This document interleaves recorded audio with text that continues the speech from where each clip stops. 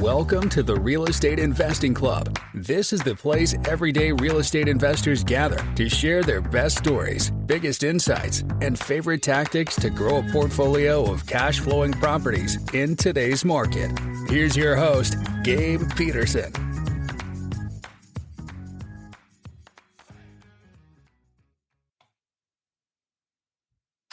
All right. Welcome back to another episode of the Real Estate Investing Club, and happy Friday, everybody. I hope you guys are having an absolutely fantastic week, fantastic morning or evening or whatever time it is for you. It is nice and cloudy here in Seattle.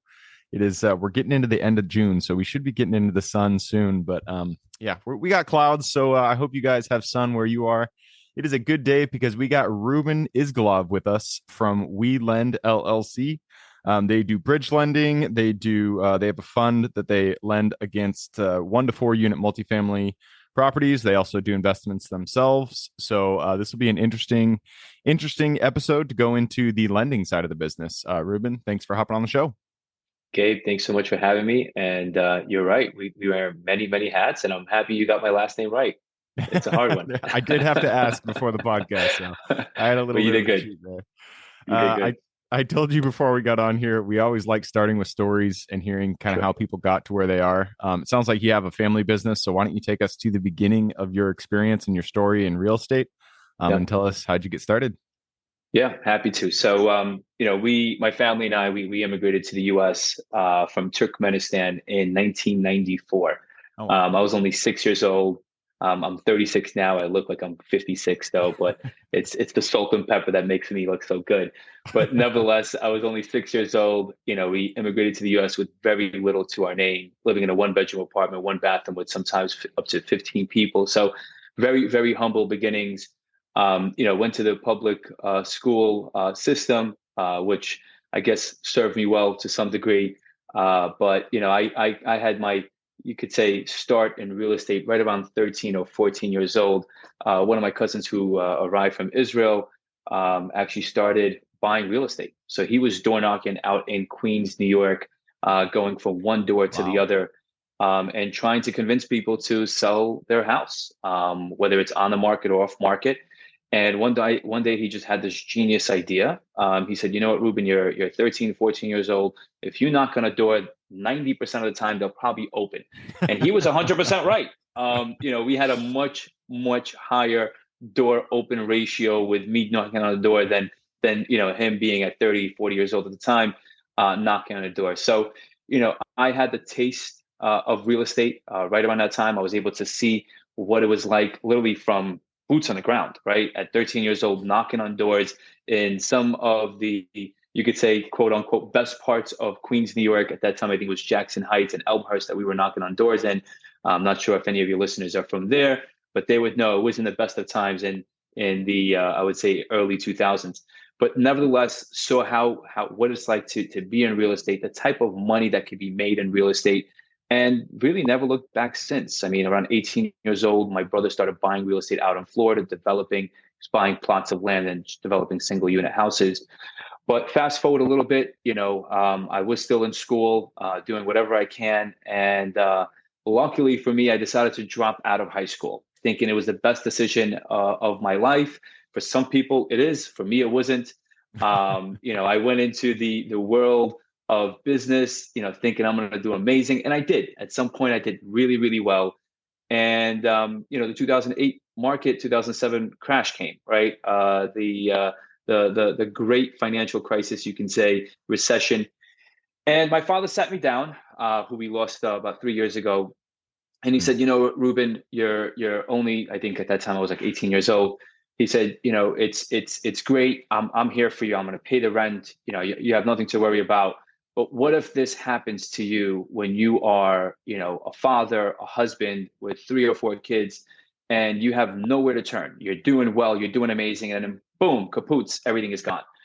So he had that real man-to-man conversation with me, and I gave him a man's word at the time, only being 18 years old, that I'm going to go back to school. So I got my GED, and then ultimately went to St. John's University out here in Queens, New York.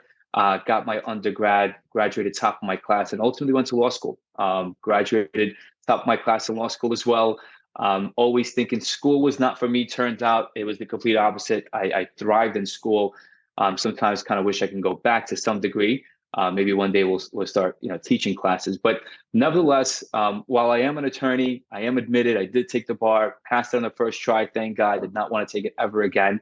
I don't practice because 100% of my day goes towards WeLend, and that's really where I thrive. And sitting there analyzing contracts and deals that people are buying is not really for me. I'd rather be involved in the deal to some degree. Yep. Yeah, it sounds like you had quite a colorful start, and it sounds like your dad was a wise man. So getting you back into school, but then ultimately you ended up back in real estate. Once you got your GED, JD, GED, yeah. JD, yeah. Once you got your JD, at what point did you get back into real estate? You went out there. I'm sure you practiced law in a while, for a bit, yeah, and then you turned your attention back to real estate. What was the calling that got you back in? So real estate never stopped. While in St. John's, while in law school, my family and I, we were still buying, selling, flipping, developing real estate throughout New York, primarily Brooklyn, Bronx, and Queens. So it never really stopped, but it kind of slowed down for me personally. My family kept going, full force. While I was in law school, I kind of had to slow it down. I couldn't focus on both full time. So a little after law school, I decided to work for a cousin of mine who is an attorney and was managing and owning a very, very big and busy real estate law firm. So I was sitting there for about 2 or 3 weeks, reviewing the contracts, making my notes in the contracts. And instead of me really analyzing the contracts and making the notes that I need to do, making the changes that I need to, I was actually analyzing the deals that the investors were buying. I was like, oh, wow, this deal's, returning a cash on cash return of X if he executes in this fashion. So did that for about 2.5 weeks, was talking to my wife, and I'm like, this is just not for me. Law is not for me. Yeah, I dedicated a good part of my life, came in with about, I think, $150,000, $200,000 in student loan debt at the time. But I quickly realized that law is not for me. Now, a lot of my friends and family, they always ask me, Ruben, you're an attorney, you don't practice. Why'd you go to law school? Would you ever go back to law school? And the answer is hell yeah. Although I don't practice, and I know today I don't practice and I won't practice, and maybe I will in the future, you never know. But I would go to law school all over again. And the reason why is because me being a steward of people's money today, a fiduciary to some degree, law school prepares you to look at the downside before you see the upside. And by seeing the downside, you're able to protect the upside. Yeah. And I think law school and business has helped me tremendously in that fashion. Yeah. That actually gets, I tend to orient myself towards the downside of a deal more than the upside. And that gets me in problems because I'll get into a deal and then I'll argue myself out of it because all I'm looking at is the downside. But you got to have a balance of both. You have to understand the downside exists and then be confident in the upside. So having the legal background, I'm sure, has helped you tremendously in your career in real estate, specifically because you got into the fund side. So let's talk about your business today. You guys do developments on 1 to 4 unit multifamily, and then you have a fund where you do bridge lending against that asset. What got you into the fund, and then what do you like about the fund model? Yeah. The bridge lending model. Yeah. We kind of came across bridge lending coincidentally. Right after graduating law school, I just wanted to get out of New York, right? I just wanted to get out of the whole law school grind. So my cousin and I, we decided to go to the West Coast for a private lending conference to also find a cheaper source of liquidity. So not only just to get out of New York, but to find a cheaper source of liquidity for the deals that we were buying, selling, flipping, developing throughout New York. And we went to, at that time, it was called the Pitbull Conference, run by Leonard Rosen. Now it's called the NPLA Conference, National Private Lenders Association. I'm actually sitting on the advisory council there today. But we went in there as private investors, private developers, and we walked out as private lenders. We've really never looked back since. Since then, we funded about $600 million across 1,200 loans with an average loan size of about $500,000 nationwide, but really regionally focused, right? I would say the bulk of our business today is in the New York, New Jersey, and Connecticut area, and then some parts of Florida, only because a lot of our New York real estate investors and developers and borrowers have been moving to Florida. Yeah, and some of them are actually moving back, but nevertheless, you can't get, you could get the guy out of New York, but you can't get the New York out of the guy, right? So a lot of people started missing New York, but nevertheless, that's really been the birth of WeLend. And WeLend is a bridge lender. We provide short-term financing to real estate investors and speculators. Most of our loans are for a period of 12 months, and most of them are repaid within 8 to 11 months. And the beauty about what we do and what attracted me to the space is the ability to hit high yielding returns while being in a very safe part of the capital stack. And what that really means is that you can hit equity like returns while being the last one in to the deal, but the first one out. So, being a lender before any investor takes out their money in the deal, the lender is always repaid first. I'm sure you own a house, you probably have a mortgage on the property. Before you take out your blood, sweat, and tears out of that home, you got to pay off your bank. And that's who WeLend is. And that's the beauty about being a bridge lender, is being able to hit the equity-like returns while being in the most safest part of the capital stack. And do you guys only provide first position loans, or have you guys done second position? No, so we would never do second positions. I mean, look, I personally am invested into the fund. My partners are invested into the fund. My friends and family are invested into the fund. Second positions, while they might be yielding a much higher return than a first position, it's just a little too risky for us. So we only make first lien positions, always collateralized by real estate and personally guaranteed by the borrowers. Yeah, makes sense.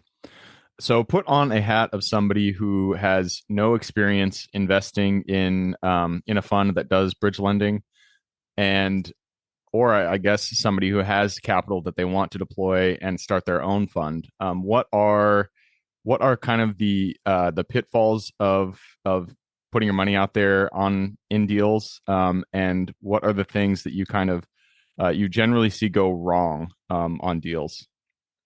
I'll tell you right now, I think one of the biggest pitfalls for many new lenders in the space is not really knowing how to underwrite a deal, right? And that even happens with new real estate investors, just making equity, investments. Underwriting a deal is critical, right? And that's where, you got to put on the lawyer hat, you put on the pessimist hat. If you say, I'm the pessimist in the room all the time, I always look at the downside, just probably like you, to protect the upside. And a lot of my partners don't see it that way sometimes. It's just like, you're a pessimist. But nevertheless, you always have to underwrite. Just don't want to lose money, man. Exactly. That's all I'm for is making money, but also not losing money. But underwriting a deal is critical. You got to look at it from every angle. Our underwriting is stringent, right? Mm-hmm. We actually have a very low rate of approval. We've seen probably over 4,000 loan applications, and we've only funded about 1,200. So we're almost at about a 30%, 25 to 30% approval ratio. And that's mainly because we want to make sure that the deals that we're lending on make sense. Yeah. Yes, a lot of investors are saying, well, our borrowers are saying, well, we're going to be refinancing through an exit through a, some type of loan, or, we see a value of X, and our appraiser, licensed appraisers in that area, see a value of Y. The track of thinking for us is, if you as an investor, as a borrower, are not going to break a profit on this deal, it's a higher likelihood of a default. And, we're not a lend to own type of shop. We want to make sure that our borrowers are making money, they're thriving, they're growing. And that's why underwriting is critical, And today we pride ourselves in the fact that 70% of our borrowers are returning, and there's a reason to it.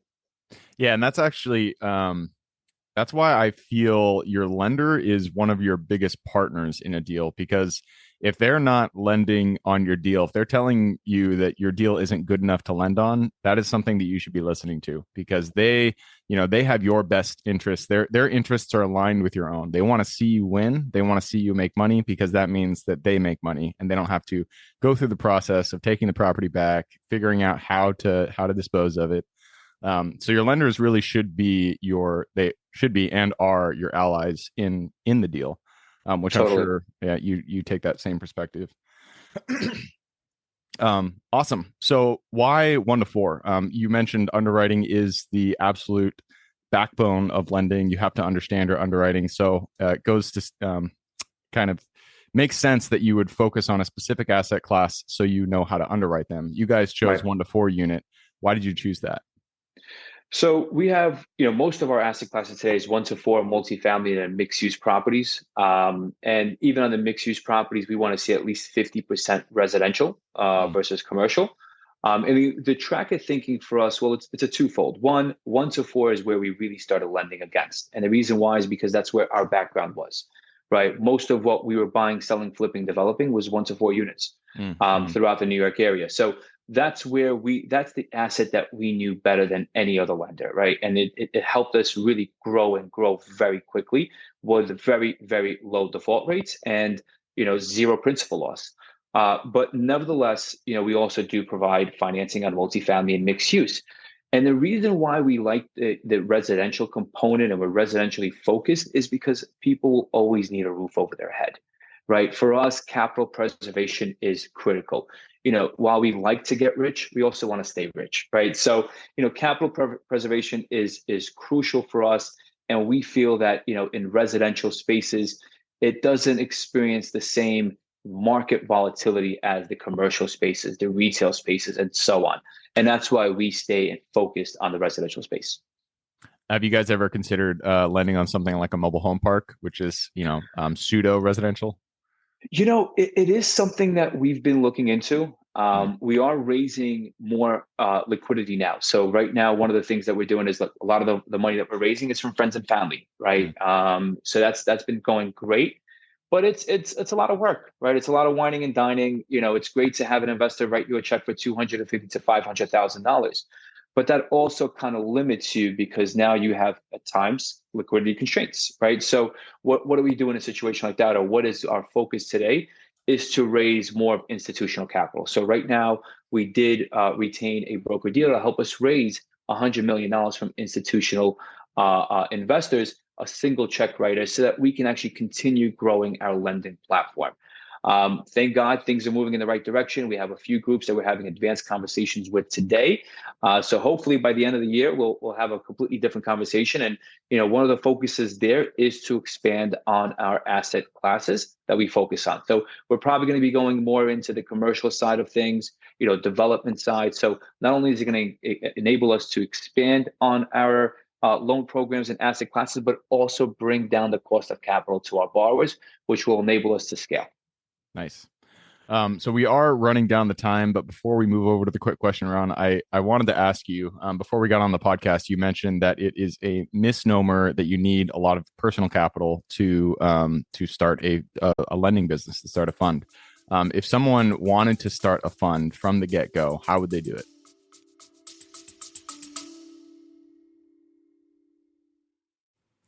Before we continue on with today's guest, I want to tell you guys about a community I'm launching on School to help investors like yourself grow your own portfolio. In this community, you'll get access to all the docs I use, all the systems I've built, everything I've used to grow my own portfolio, as well as instructions and guidance on how to get out there and find great deals, how to finance those deals, and then how to manage them for great returns. Since we're just launching it, the price will be set at a measly $20 per month, and whatever price you join at is the price you'll have for life. We will be increasing the price as the group grows, so if you're at all interested in growing your portfolio along other investors, now is the time to join. I will put the link somewhere in the bio or on our podcast website at therealestateinvestingclub.com, so if you are interested, head on over there. With that said, let's get back to the podcast.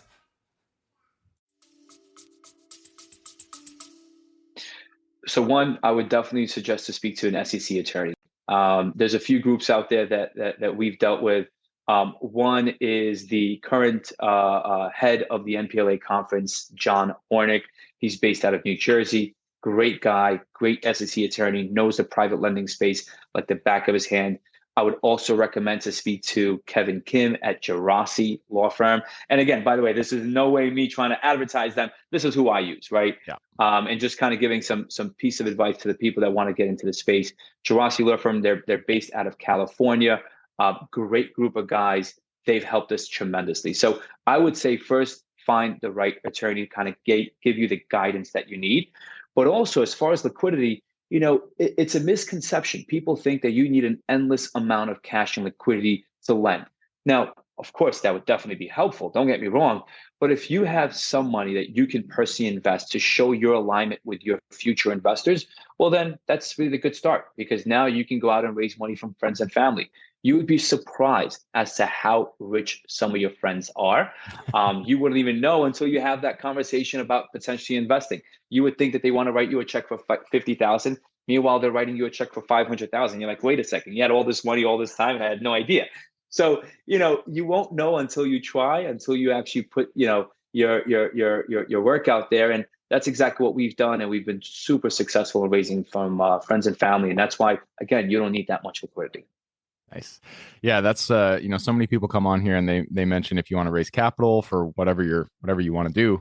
The point is just to have conversations with people. It doesn't have to be a sales conversation. You don't have to say like, hey, invest in my fund. You just have to let them know what you're doing. And in that process of letting them know and being top of mind, when they have that money and they want to see a return on that money, they'll come to you. Totally. All right. That brings us to the quick question round. You ready to rock? Let's do it.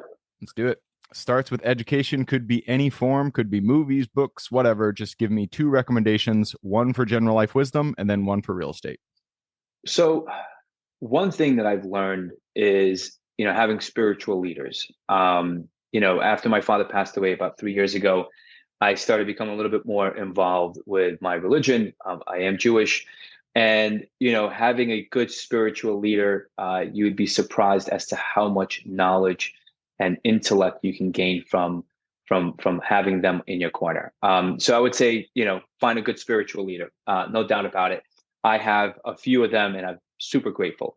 Secondly, and again, going back to education, I'm a high school dropout who realized that, school is important and it's never too late. I spent my 21st birthday in the library of St. John's University in Queens, New York. So, it's never too late. Don't be afraid to pick up a book, but also podcasts. Man, you would be shocked as to how much you can learn. I'm pretty sure that, a lot of some of your listeners were probably thinking about raising a fund or putting a fund together. And now they're going to probably reach out to Kevin at Gerasi or John Hornick out in New Jersey. And they're going to be shocked as to how much they're going to learn. And maybe a year from now, they're going to be one of my competitors, which I always welcome. But nevertheless, you would be shocked as to how much you can learn on YouTube, on different podcasts, because there's a lot of guys out there that just want to help the people out there and give back. Nice. All right. Next question is for your younger self. Let's go back to the Ruben who was just doing that first door knock way back in the day, 13-year-old Ruben. Go back to him, look him in the eye, give him one piece of advice moving forward. Don't get discouraged. Keep rocking, keep rolling. Look, although I was only 13 years old, there were some doors that were still slammed on me, right on my face. And I was 13 years old saying, why is this person being so rude? I remember my first job ever. I was probably 11 years old, 10 or 11 years old. I was a dishwasher. I was a dishwasher for about maybe 45 minutes. Hence the reason why I never wash dishes at home, not because I don't want to, but because I am just scarred from washing dishes. Shout out to my wife, who is just always on top of it. God bless her. I love you, baby. But nevertheless, I got fired from my first job at 10 or 11 years old washing dishes. And I came out there super discouraged. And I came up to my brother and I said, I can't believe I got fired within 45 minutes. And he said, you know what, Ruben, not every job is for you. You got to find your niche. So I would always say, find your niche, rock and roll it, focus, and just keep grinding away. There you go. All right. Next question is about the U.S. It is a big place. There is tons of opportunity out there. Give me the single metro you're most excited about investing in today. So look, we're very invested in the Brooklyn area today, right? So New York is our backyard, our footprint, but we know it really, really well. But it's still very, very difficult to navigate, right? It's a blue state, as they say, and I'm not trying to become political in any capacity, but it is a blue state, which makes things very difficult for investors like myself who just want to revitalize neighborhoods, who want to grow the neighborhood, who want to help some of the tenants that are having difficulty in some of the leaking and physically disabling properties. You want to be able to help them, but it's hard to invest into them, knowing that you can't really try to return the money that you've put into it. So I want to say that while we are focused in New York and it is a blue state, I would say focus on the red states. They're a lot more investor friendly. They're a lot better capitalized as a state itself. And that's mainly because they are investor friendly. Yeah, I really like Texas, although their property taxes are like the same as New York. It's ridiculous. I don't know why their property taxes are so high, but otherwise, well, no I like state income Texas. tax, no Yeah, no there state you income go. tax. There you go. So definitely helps. All right. Next question is about finding deals, or I guess we can say finding deals or new GPs or operators who you can invest with. Yeah. It all starts with getting in contact with them. So, what is your favorite way to generate leads and find new deals or partners? People have to know what you do, right? There's a lot of people, in a lot of businesses. I know a lot of friends that I still to this day don't know what they do, and they just try to keep it on the hush. Maybe that works for them, but me, everyone in my circle, everyone in my world knows exactly who I am. They know me as the Wheeland guy if they don't know my name, but they know exactly what I do. And the reason to that is because we are very big on social media and we share exactly what we do, and we're always willing to give an open hand, right? So I think that the best way to find, whether it's real estate deals, whether it's GPs or just clients in general, is social media. You would be shocked as to how many people are out there. And also podcasts, right? This podcast, I'm pretty sure, will yield some type of return for you and for me, right? And that's mainly because we're out there putting ourselves out in the world. Yep. Yeah. For it does. You do have to have an inclination to want to talk to people every day. But if you like doing that, I always suggest starting a podcast if you're an investor, because one, you get to learn from people who are doing things that you're not doing, like Ruben. I'm learning every day. I'm learning from Ruben. I'm learning from the guests on my show. And then two, you have this source of content that you can just put out there and let people know what you're doing. And so it's a great way. I always suggest start a podcast if you want to start a podcast, or be guests on podcasts. It's another way to do it. So Totally. All right. Brings us to the second to last question. This is about deals gone sideways, or rather lessons learned. Not every deal goes the way that we expect it. A lot of times a wrench is thrown into the mix and we get to learn a lesson. So what is a deal that went a little sideways for you? And then what was the lesson you pulled from it? I'll tell you right now, one of the deals that kind of led me into the private lending space. We bought one family out in the Bronx many years ago. This was in probably 2015. And I think one of the things that I did not appreciate is the size of the property, right? It was only 2 bedrooms above. I thought that I was able to sell the property for a lot larger or greater value than I actually did. But at that moment, I did end up losing about $40,000 on this deal. And I had a friend of mine who was getting married at the time who actually invested with me. Of course, I didn't let him lose the money. I just redeemed him his full amount without having him lose a penny, because again, newly married guy, don't want him to start his marriage off that way. But I think one of the biggest lessons for me at that moment is that I've put in all this hard work, all this time into this deal. I went back and forth to the Bronx from Queens, and there's a toll going both ways every single time, every single day. I spent so much money. I lost $40,000, but the only person that didn't lose money on that deal was my hard money lender. And I came out to him and I said, "Hey, do me a favor, give me some kind of break here, reduce the payoff or something to that effect." And, he was like a mobster. He's not, obviously, but he was like a mobster, like, F you, pay me, right? Type of scenario. Your restaurant burnt down, F you, pay me. It was unfortunate, but I came out of there with a lesson. The fact that, you can be an equity investor. You can think that, things are great. And most of the time they are. Out of 100 deals, we've only lost money on 2 deals. But there are times where you do take a loss. But the only group that will unlikely take a loss is the lender on it. And that's what really attracted us to the space. Yeah, makes sense. All right, that leads us to the very last question. This is for the listeners. I'm sure people want to reach out, get in contact with you. This is a 2-parter. Where can they find you? And then what can they expect when they reach out? So definitely visit our website, www.welendllc.com. A wealth of information there about what we do, who we are, and how we operate, and how to invest as well. And then you could also visit us on any social media platform. Our handle is WeLendLLC. We have a wealth of information there as to what we do, how we do it, and how you can invest and earn a good yield on your money. Perfect. I will put those links in the show notes. So if y'all want to reach out just click the little more in the description. It'll pull down that full description, and in there you can find Ruben's links. All right, man, that wraps it up. Thank you very much for hopping on the show. Thank you, Gabe. It was a pleasure. Absolutely. For everybody who's here with us today, thank you guys for showing up. You are the reason we do this. So if you guys have any questions, reach out to me, Gabe at therealestateinvestingclub.com. If you want to support the show, just give us a like, subscribe, share, all that jazz. Other than that, I hope you guys have a great week. Keep rocking real estate, and I look forward to seeing you on the next episode. All right, before I officially sign off, I have a quick announcement to make. If you're interested in becoming a passive investor in one of my deals, my own company, Kaizen Properties, is looking for capital partners for our upcoming projects. We invest in what are known as recession-resistant assets, mainly self-storage facilities, mobile home and RV parks, and industrial properties.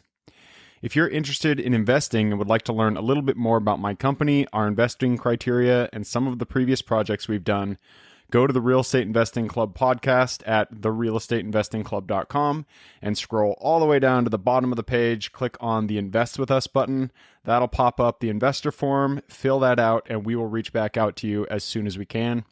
Or if you prefer a little bit more of a personal touch, you can reach out to me at Gabe at therealestateinvestingclub.com. So really, that is it. Again, it was a pleasure hanging out with you guys during this episode, and I look forward to seeing you on the next episode.